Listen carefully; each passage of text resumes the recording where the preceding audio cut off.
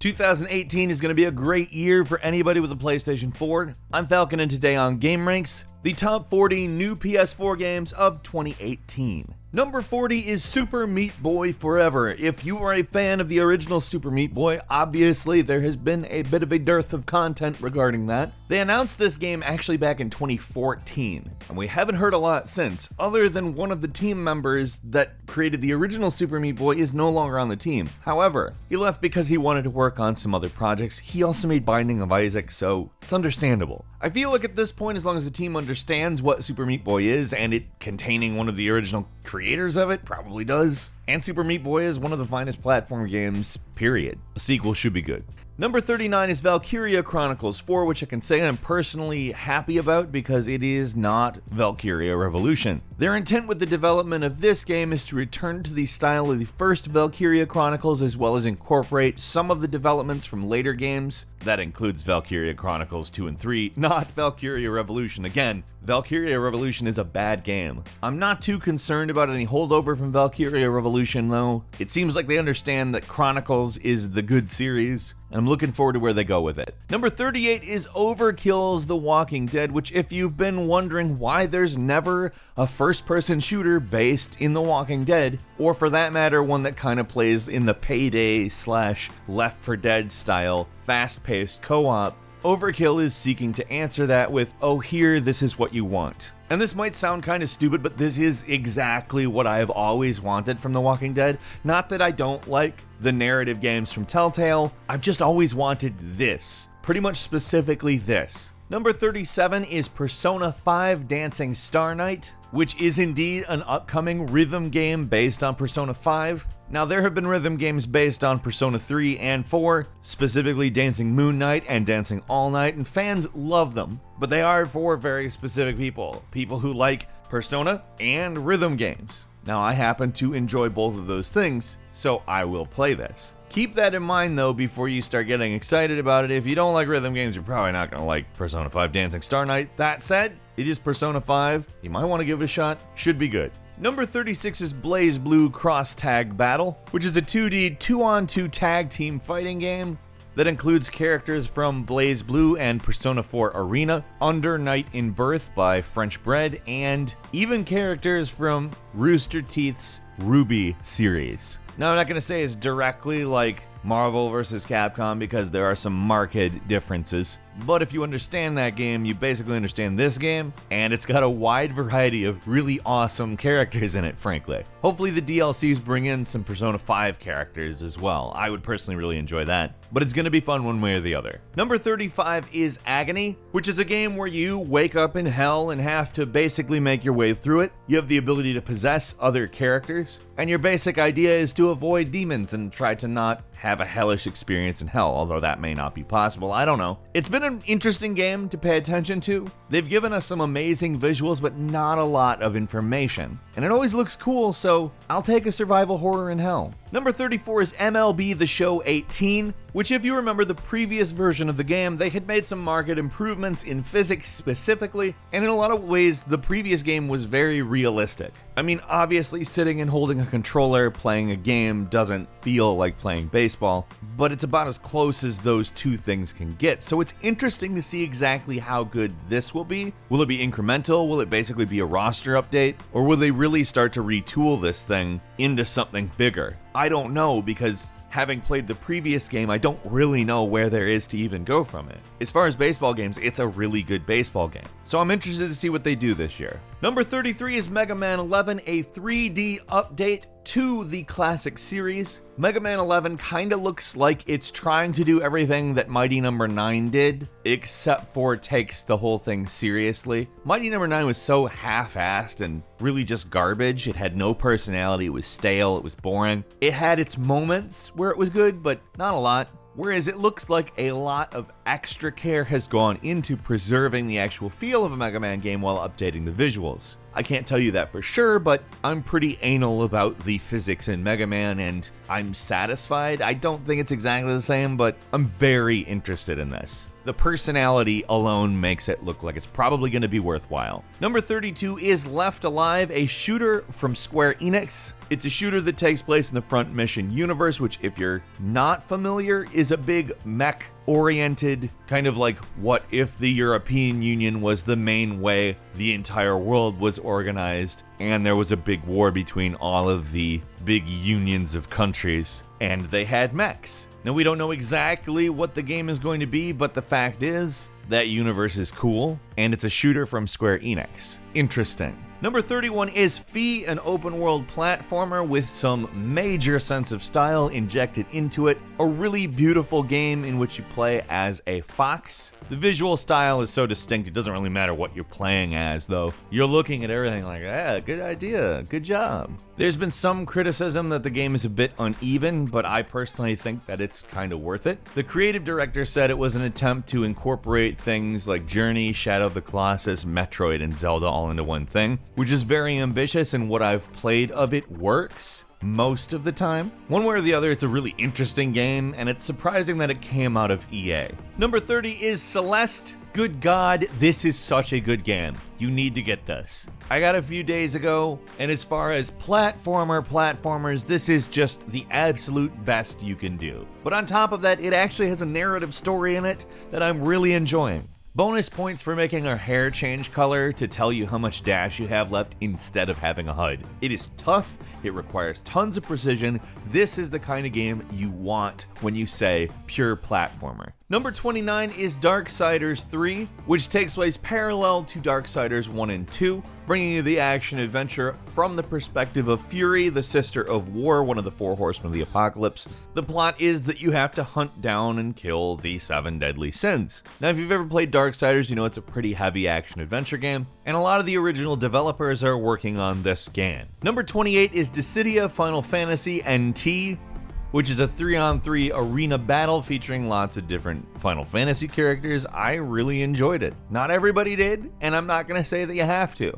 For one, it's very oriented towards fans of the series, and at times it's kind of weird, but in a good way, at least in my opinion. I enjoy the general chaos of it, and not everybody does, and that's okay. But I think if you like fighting games and Final Fantasy, this is a game that's probably worth your time, at least as a try. But keep in mind the game has been a little divisive. Number 27, Dragon Ball FighterZ. I really enjoy saying the name of this game, by the way. Not as much as I enjoy playing it, though. Basically, if you want a Dragon Ball game that plays a lot like Marvel vs. Capcom, you done got it, because this is exactly what this is. It's such a good, fun version of that style of fighting game, which, by the way, is not even made by Capcom. It's by Arc System Works. They managed to make this good a version of that, and it's Dragon Ball. Number 26 is Biomutant, a big open world platformy mascot-y type arcade / Dark Souls combo. At least that's what I get from it. I obviously haven't played it yet, but it's something that has been really intriguing the hell out of me as a fan of like 1990s mascot games. This in some ways feels a lot like it is intentionally reminding you of that while giving you something a little bit different. On top of that, there's a ton of character customization, and I am super interested in this game. Number 25 is Soul Calibur 6, the 3D plane-styled fighting game that really does a good job making weapons interesting, at least when it's at its best. And there's been some expression of a hope to bring it back more to the original Soul Calibur style, at least in the visuals. It got a little bit grim in Soul Calibur, and they're wanting to make it feel brighter. I'm happy about that. And they said they're going to be focusing very heavy on the plot. Great. There have been some real duds in the Soul Calibur franchise, but it's a franchise I've always thought had tons of potential. And when it lives up to it, that's great, and I really want this one too.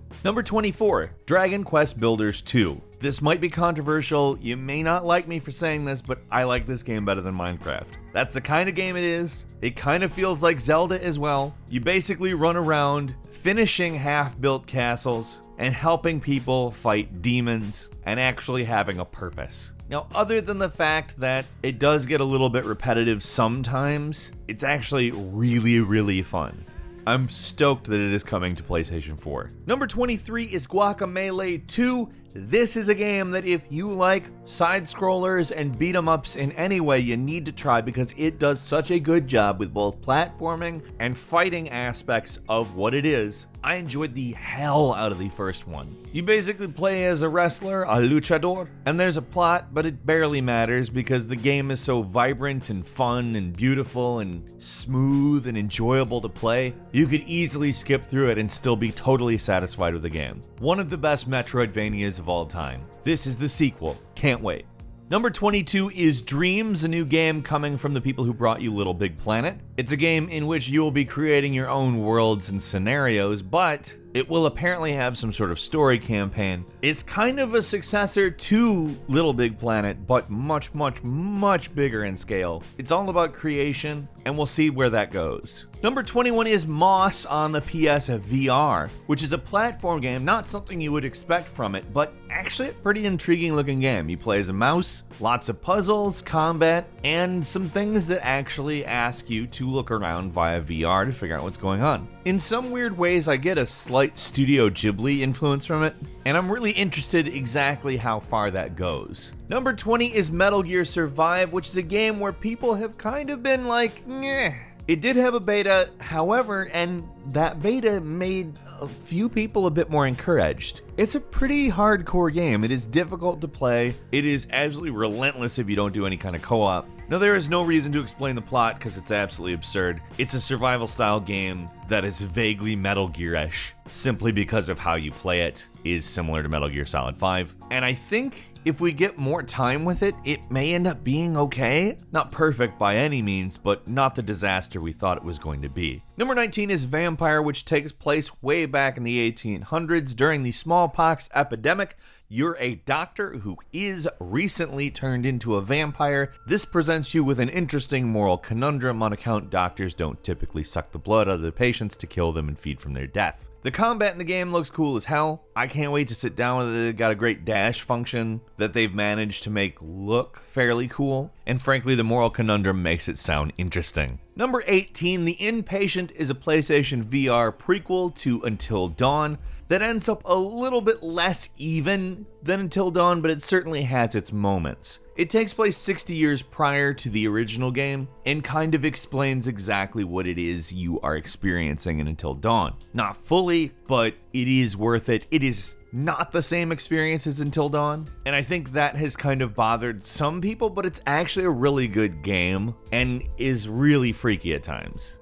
Number 17, Detroit Become Human, is a game from the developer of Heavy Rain, Fahrenheit and Beyond Two Souls. It's a game that follows those types of molds, however it does break some of them in that it is intending to give you just an endless, persistent, weird experience where if somebody dies, it can keep going. Apparently the plot can diverge in so many various ways that, frankly, I'm very interested in just that. Add to the fact that it's a cool world where everybody's an android, you have augmented vision. I've been intrigued with this game for a long time. It's been a long time coming, and I'm looking forward to playing it. Number 16 is Ace Combat 7 Skies Unknown, which is a dogfighting game that is best known for its somewhat arcadey feel. It's been a long time since the previous Ace Combat mainline game, but it's arcadey, air combat, and it's fun as hell. I'm really looking forward to how this plays out in this generation of games. Number 15 is Metro Exodus, which takes place after the previous Metro game, obviously in a post-apocalyptic Russia scenario, snow everywhere, nuclear winter,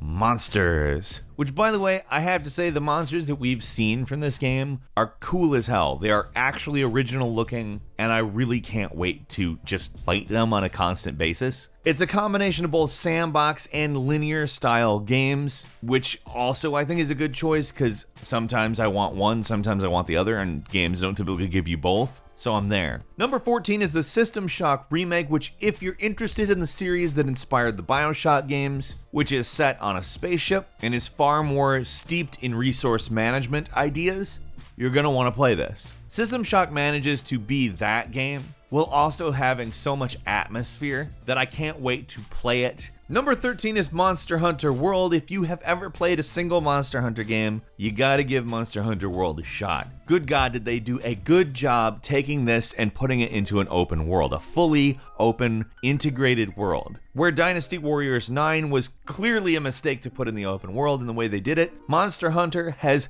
just aced it. I mean, they kind of had open world gameplay before, but it was all zoned off. In a way, Monster Hunter has just grown into this title, and I think that this is the definitive Monster Hunter game, for me anyway. Number 12, A Way Out is a game basically along the lines of Brothers: A Tale of Two Sons, but it goes for a more gritty, realistic scenario in which two men escape from a prison. It covers both the prison break and staying on the run, and truthfully, it seems like a really good idea. I'm excited for it personally, and I hope you are as well. Number 11, Shadow of the Colossus is a remake of the classic game that introduced us to so many of the ideas of the open world that really nobody had before. It's also a really calming game that makes you feel very introspective without ever actually saying much. In a way, you can see its influence in almost all open world games today, and it looks beautiful. It looks like a current gen game. If you've never played this, or if you have played the hell out of it, there's a good reason to own this version of it. Number 10 is Code Vein, which is kind of an anime Dark Souls that has a very unique style. It sort of takes that grimdark-ish type anime. And when I say grimdark, I don't mean like Dark Souls. I mean like Japanese anime where everybody's dressed in black and the apocalypse is happening. We haven't really got any games like this. Thankfully, it looks like it's going to be kind of like a Dark Souls game, with maybe some different, more exaggerated ideas. Frankly, it's an anime-oriented game, so let's hope. I think it's a really promising looking game. I'm going to be following this one pretty closely. Number 9 is Ni no Kuni 2 Revenant Kingdom, a game that looks as though it builds on the strengths of the originals while dropping some of the weaknesses. The strengths are obviously the visuals, the story, the fact that they did a great job with the characterization, and the weakness was kind of the battle system. And I'm not saying that like the battles were bad, they were actually good, but they've dropped it in favor of a different system, one more melee-oriented, with more control over specific characters, and frankly, it looks great. I have no complaints about what they are doing with Ni no Kuni 2 other than I want it now instead of March 23rd.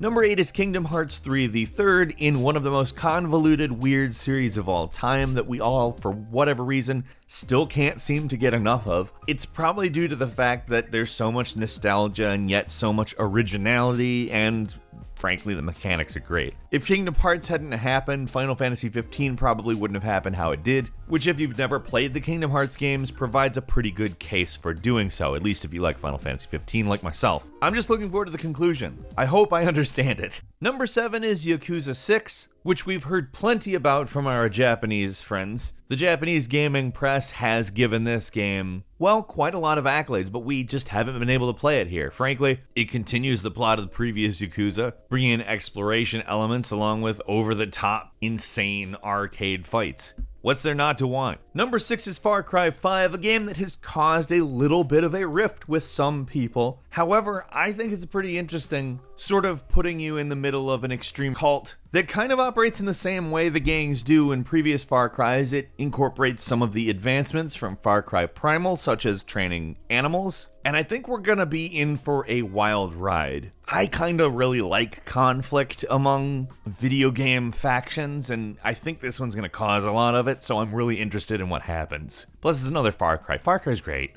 Number 5 is Red Dead Redemption 2. We recently learned a whole lot about the online component of, but I have to say, I'm there for the single player stuff because frankly, it's Red Dead Redemption and I just want to run around in the Wild West doing Grand Theft Auto, but in my opinion, kind of better. I've always really liked Red Dead Redemption just a little bit more than Grand Theft Auto. It's more immersive, it feels like a more lived-in place, which is odd because it's kind of emptier, it's the Wild West, but it always feels more active. I think it's just kind of the era, but I'm excited. I can't wait to play this. Number 4 is The Last of Us Part 2, which puts Ellie in the role of the protagonist and Joel in the supporting role. Frankly, it's 5 years later, Joel did what he did at the end of the first game, and we get to see the aftermath. That's what I want. That's what I want. That's what I've always wanted since I finished Last of Us. Last of Us is so freaking good in every possible way. I can't wait. This is going to be awesome. Might it get pushed back further than 2018? Yes, possibly, but we can pray.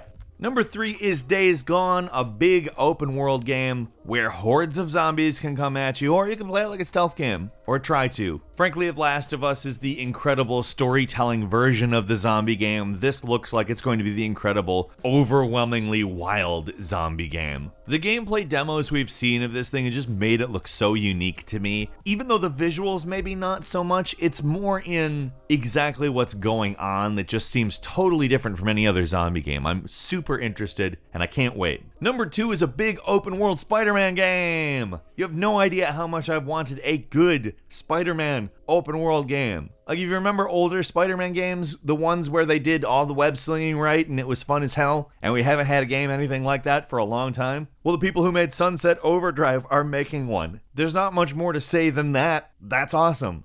And finally, number 1, God of War. The God of War series is finally continuing, folks. Kratos is older, he's wiser, and he's a dad. That's going to figure into the game somewhat prominently, but not just as a story element. Apparently a lot of gameplay is going to revolve around his son, and a lot of the perspective changes we've seen, moving from Greek mythology to Norse mythology, a slightly more intimate combat style, etc., just make it look awesome. I can't wait for God of War. This is going to be a seriously great installment in an already great series. What PS4 games are you looking forward to the most this year? Leave us a comment, let us know, and if you enjoyed this video, please click like. If you're not subscribed now, it'd be a great time to do so. We upload brand new videos every day of the week, and the best way to see them first is, of course, a subscription. As always, we thank you very much for watching this video. I'm Falcon. You can follow me on Twitter @FalconTheHero, and we'll see you next time right here on GameRanx.